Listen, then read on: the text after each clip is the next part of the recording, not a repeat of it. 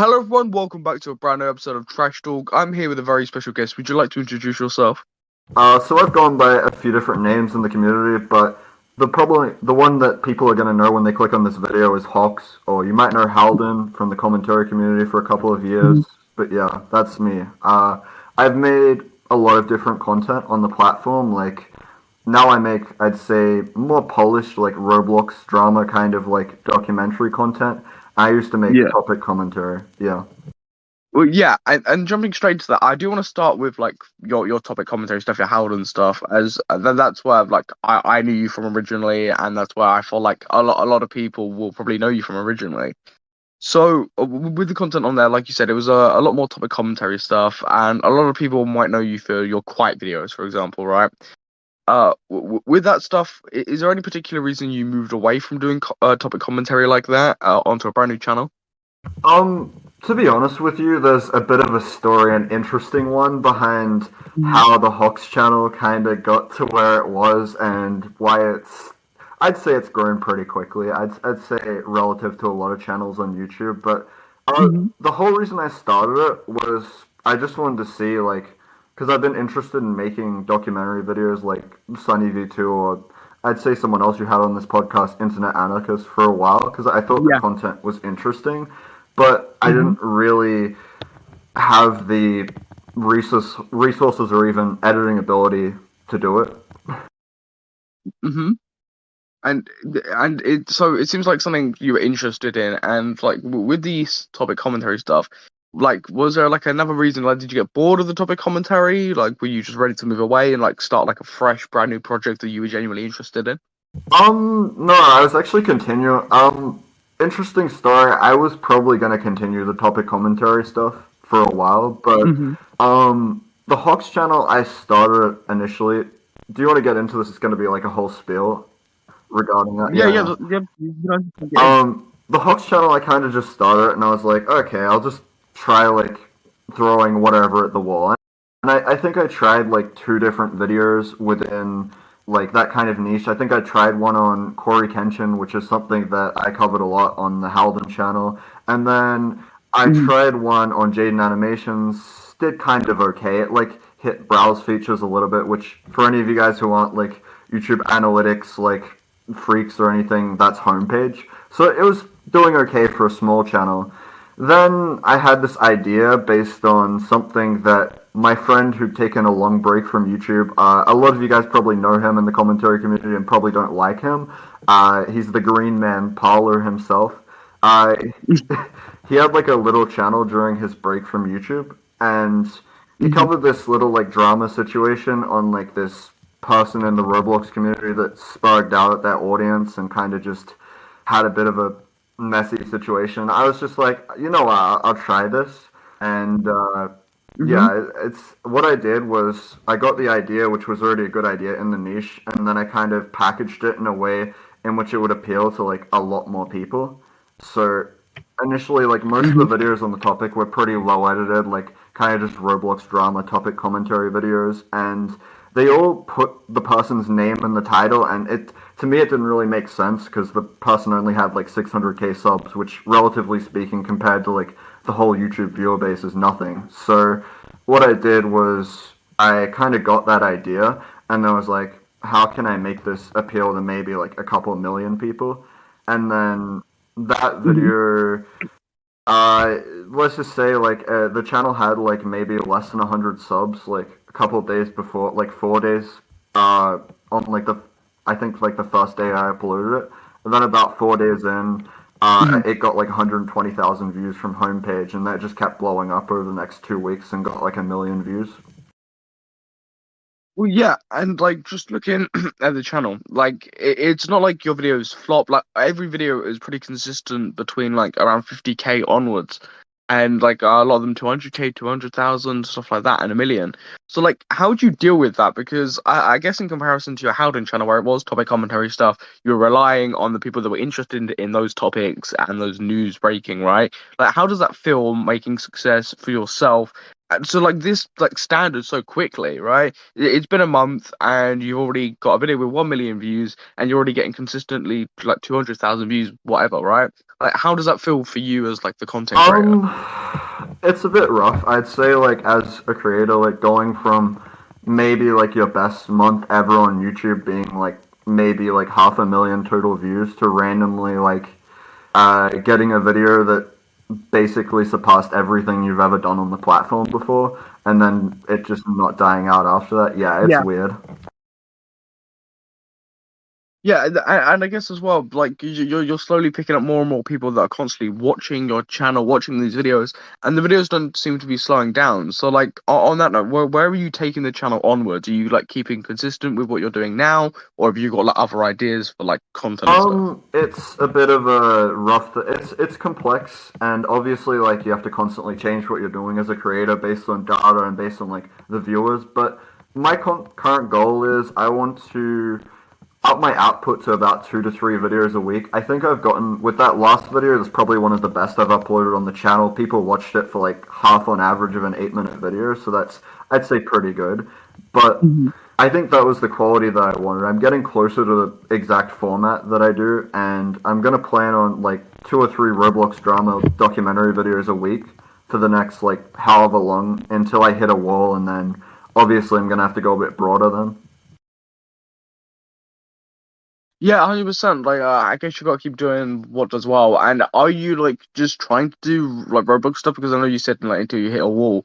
But like, are you thinking of branching out sooner than that, or do you just want to continue doing these like Roblox documentary style like type videos? Look, my goal with this is I want the channel to be as popular as it can be and make the best videos as I can. So I don't really Mhm. know necessarily what the wall for subscribers or like monthly views are in this niche. I assume there's a lot of kids that watch Roblox and that could watch Roblox drama videos, but I don't know exactly. Is the wall like 300,000 subscribers? Is it 1 million? Is it like 2 million subscribers and like a million views a video? I don't know the exact wall of this niche. I'm just trying to figure it out first. But Yeah, well, like on that topic of like it being a niche, like how is content creation for you when you sit down to make a video? Because like you said, it is a niche. Like you're definitely working and you're like trying to find out like what the constraints are for this, right? Like how many views you can get out of it, like subscribers, all this sort of stuff. So like, how do you sit down and create a video? Like, what does your video creation process look For like for me, you? I the most important thing, and I think people always forget about this, and this is the thing that's helped me the most, is coming up with the best ideas that you Hmm. can. If you can't come up with a good video idea, the video is never gonna like no one's gonna give a crap about it. Like if the video idea isn't like something that can appeal to millions of people straight away, you've already lost. If you can't do that, because you think about Yeah. it, like if a video, for example, has like a maximum threshold, an idea of like 10 million people could click on it, you'll maybe like if your video's thumbnail and title and the video is really good, then maybe it'll get like 2, 3 million views. So that's the importance of a Hmm. broad idea. Yeah. Well, yeah, like I guess with that, right, it's like you're working with this new niche, you're working like with this new channel, like it's basically new, right? It's new for you, it's new for the audience, and I guess you just got to keep pushing. And like with finding these topics about like these Roblox dramas and stuff, like what goes into that? Because I imagine like there's a lot of research, there's a lot of searching just purely for like Roblox drama. Like, where are you getting all of this from? Like, in the sense of like well, where are you finding all these dramas from? Are they like from YouTube? Like, well, where is that from? Because that's something that genuinely interests me as like a viewer. Generally speaking, what I try to do is figure out what videos, because a big part of the YouTube algorithm is obviously what like videos are related to the viewer, what the viewer has watched previously, so their watch history. It's directly correlated to that, what will get Hmm. recommended to them. So what I'm trying to do is figure out who is my target audience. So I'd say on the Hox channel, the target audience is a 10 to 15-year-old dude who plays Roblox. I'd say that's pretty accurate. Target Yeah. audience might be a little bit off. I'd say there's some more on the younger sides, a little bit on the older side, but more on the younger. But generally speaking, what I'm trying to do is Hmm. figure out okay, there's this person who's probably watched a Parlor video before, probably watched I don't know if any of you guys know who this is, Kaneko Yeah. Kitten, or one of those videos beforehand. What would this Mhm. viewer want to see, and what other creators? So, for example, I'd assume they don't just watch Roblox drama videos. So, what normal Roblox creators do they watch, and what can I do on those creators? That's one way. Another way is looking at other creators in my niche and figuring out videos that they did, but trying to make them better. So, how can I deliver Mhm. more upon this video that already is getting a lot of traction? Yeah, 100%. And like for you, do you enjoy like covering these Roblox dramas as like a creator? Like I don't know if you like enjoy Roblox or what your side of that is, right? But like, do you like genuinely enjoy like covering these situations, like regardless of like views, subscribers, and like what it brings? Is that something? Because I know you said like you did want to move into this more documentary style. But like, do you genuinely enjoy like covering these Roblox situations, like covering these dramas and stuff? Is that something that you like have a passion for? You enjoy covering and Look, stuff like I that? don't necessarily think that this niche is the thing that I enjoy the most, or it's the thing that I find the most Hmm. passion or overall enjoyment from in my life or that I've ever done on YouTube. I just think that a lot of it for me, motivation Hmm. wise, comes from trying to figure out what videos I guess like I'm very interested in and probably obsessed to a certain extent with trying to figure out how YouTube works and how viewers work and not necessarily just getting the numbers or it's not Yeah. necessarily like a subscriber thing or like anything like that. It's trying to figure out like what's the reason behind this number? Why does this video get more views than that one? And what drives, for example, I'm sure as a YouTuber you've like had a bit of time on the platform, you know, like click through rate and average view duration are the most important. Hmm. How do I make people watch Yeah. my videos for longer than others, and in turn make them outperform in that way? Or how do I make them click more often? What formats do best? That kind of thing. Yeah, and I 100% get that. And like, would you compare it almost like I get it's different circumstances, like topic commentary, right? That's very driven by like views, subscriber count, right? But this is driven by like your fascination with like finding out like what the audience enjoys, like their click through rate, like why they're watching for so long, like why they're not watching for so long. Like, would you say it is like very that like Yeah, an I'd analytical say standpoint? I'm very interested in like yeah, the YouTube algorithm is definitely something that I have a lot more interest in than actually making the videos or the actual content per se. Well, I like making great video. I think making really good Mhm. videos is something that I like, but at the same time, it's also very analytically driven. Yeah, you're right to a certain extent with that. Yeah. And like, it was it for you as well, like on like the Haldyn channel. Was that like what it was as well, like look, fuck, analytically driven? So like the quiet videos, for example, you uploaded, and like the other ones, was that like very like analytically driven in the fact that like, look, I can find out like why these people are interested. I can find out how long they're listening to these videos, why they genuinely care about it, and like I can find out like a range of like analytics, or was it just like I more of like a think I view was standpoint and that sort of very stuff? interested in. I wanted to learn how to make videos that, for example, what did appeal to a lot of people, but at the same time, it also, I don't know, I feel like it was Mhm. definitely a good learning experience. The Haldon channel was kind of, I was trying to get as many views as I could. Obviously, it's like, I think you've discussed this more on the podcast in the past, but topic commentary as a niche isn't really doing the best at the moment, and obviously like it's not really the Yeah. viewers Yeah. come and go because there's like for example a different viewer profile for the people that would watch the jelly bean videos as the ones who would watch the kind of things that sensitive society is making now. Exactly. Yeah, like there's a completely different like genre for like an audience for it, right? Like not every content creator or like viewer is going to watch a video about Kai Cenat and then watch one about like a Dream or Mr. Beast, right? Like it's very differing, and especially with now with YouTube, and it feels like topic commentary is sort of on like the low end. So like that's what my next question is for you.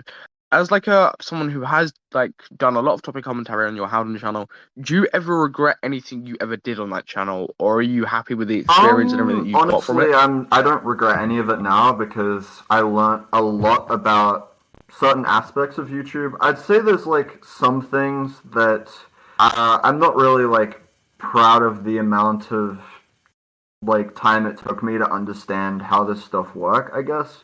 I wish I could have maybe had a bit of a Mhm. shorter journey and understood YouTube a bit better earlier on. However, at the same time, like even if you look at say Mr. Beast, like took him like decades or something to like even slightly understand it.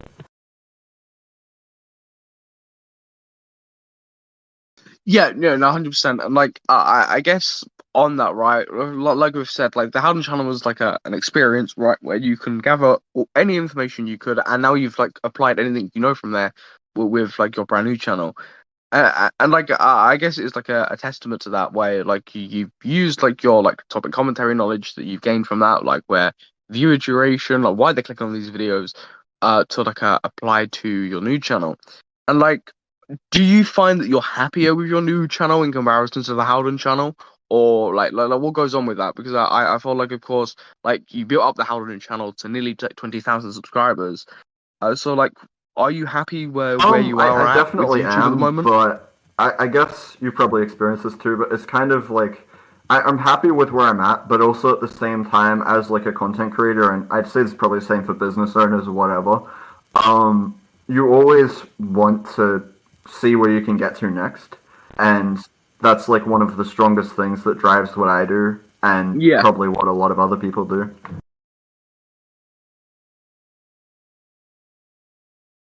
Yeah, 100%. Like, I guess you always want to be like better. You always want to make better content. You always want to like up the ante, right? So like, I guess like no one's ever comfortable with where they're at. They're just like content.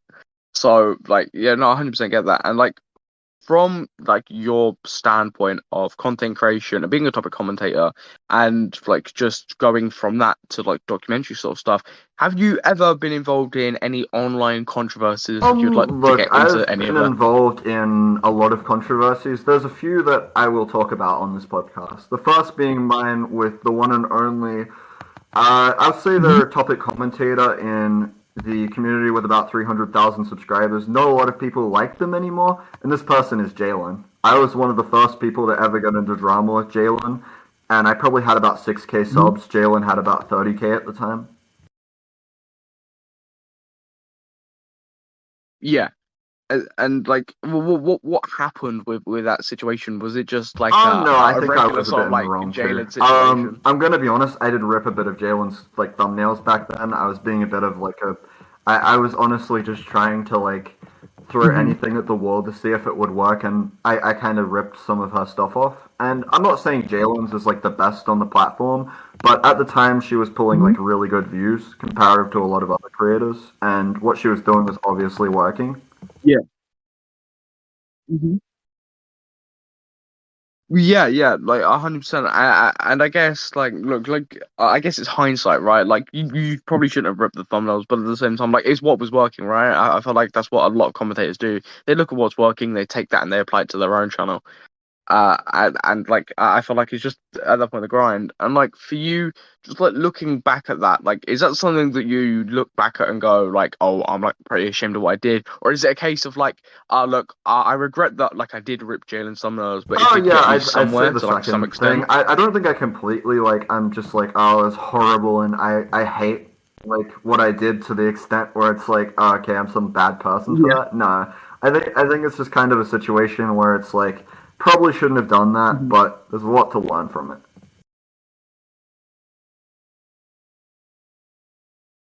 Yeah, exactly. Like you probably shouldn't have done that, but at the same time, like you did like learn something, you got something out of it, and of course, then you know not to do that again in the future with stuff. And like I feel like that's what a lot of your like YouTube stuff, especially with the Howden channel and all that sort of stuff, has been, right? It's like been trial and error, and now you Oh, can implement that definitely. for like your new I channel. would say just in general for all creators, like a lot of what you're doing is going to be trial and error and just throwing whatever at the wall and seeing, hey, does this stick? Is this a good idea? And Mhm. about like 20% of the time, something will work. And Yeah. eventually, when all of that builds up and you apply it in the right way, you might get good results. I don't know. Nothing's guaranteed.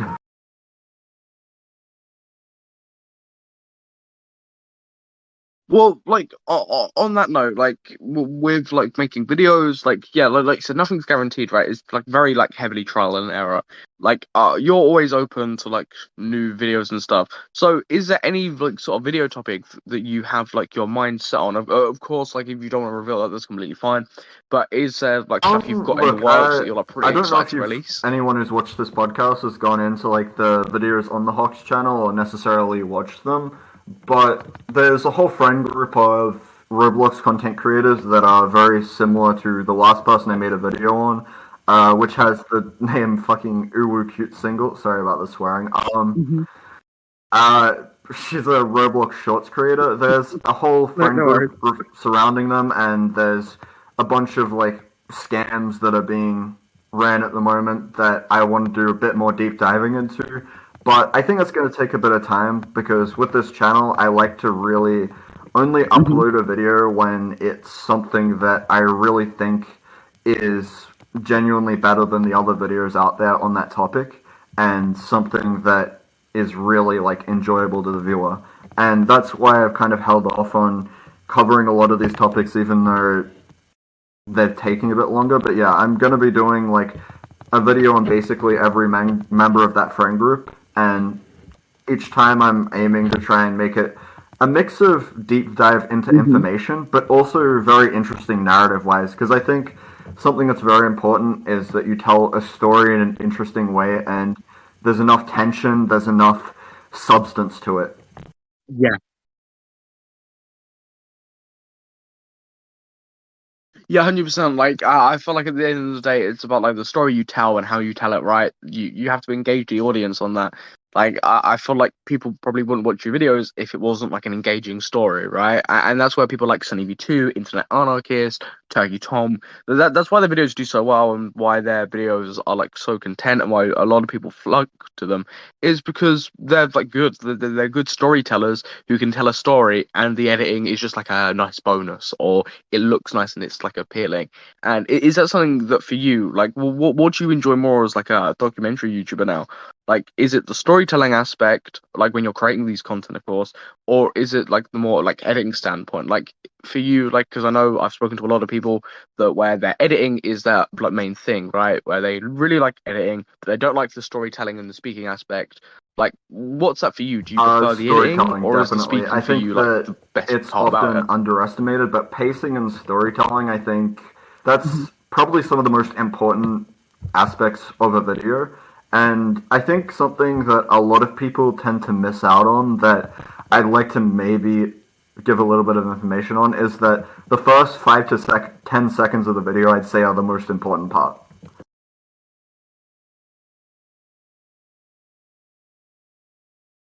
Yeah, yeah, 100%. Like, I guess, like, when you're doing that, right, you've got to engage the audience straight off the bat, right? You've got to know, like, how to engage an audience that quickly, because otherwise they click off, the video fails, whatever. And, like, I guess for a lot of content creators, that's really hard to do, is engage the audience in the like the first 5 to 10 seconds of a video, because a lot of the time they will introduce the topic, but not in a way which satisfies an audience or wants to keep an audience on, because a lot of people do just click off a video. Like they click on it, they click off. So Yeah, like, do I you do. I think you've think I definitely got like an have. I understanding of don't know how if to I have engage an the audience? thing down pat enough that I always keep 80% of people on after 30 seconds. But I think analytically for me, it's always above 75% still on after 30 seconds.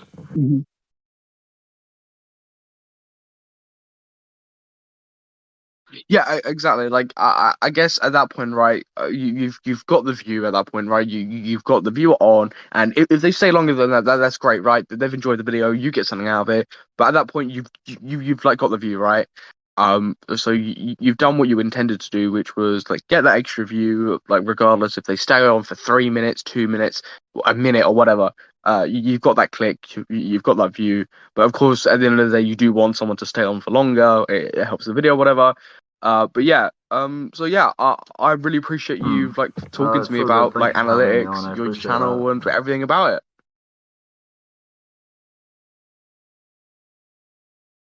Yeah, no worries, man. And for anyone that is interested with our conversation, is interested with your channel, that will all be linked down below if anyone wants to go check that out further.